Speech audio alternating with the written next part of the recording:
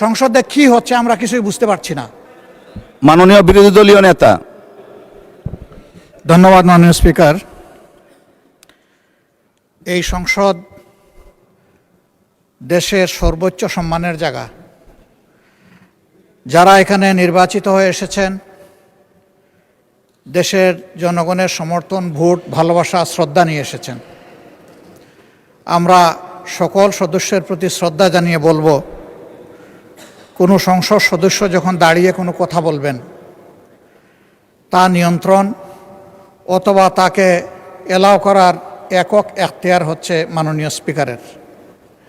সেই জায়গায় আজকে লক্ষ্য করলাম যে একজন স্বতন্ত্র সংসদ সদস্য তিনি যখন কথা বলছিলেন, দুঃখজনকভাবে ট্রেজারি বেঞ্চ থেকে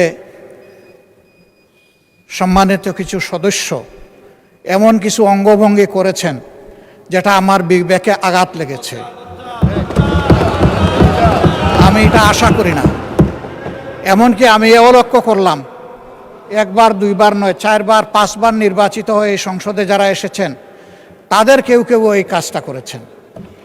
আমি এখানে তাদের নাম বলে আমি নিজে লজ্জা পেতে চাই না। আমরা প্রথম দিনই অনুরোধ করেছিলাম ভালো কিছু সংস্কৃতির চর্চা হোক এখানে, এবং আমরা শিখতে চাই। আমরা জাতিকে নিজে শিখব, জাতিকেও আমাদের সাথে উদ্বুদ্ধ করব। মাননীয় স্পিকার, আজকে 2 বারই লক্ষ্য করলাম যে ট্রেজারি বেঞ্চ যেখানে আপনাকে সবচেয়ে বেশি সহযোগিতা করার কথা, সেখানে আপনি বারবার অনুরোধ করা পক্ষেও তিনারা চালিয়েই যাচ্ছেন। আপনি মাইক দেন নাই, তারপরেও সংসদে কি হচ্ছে আমরা কিছুই বুঝতে পারছি না। আর শেষমেশ যখন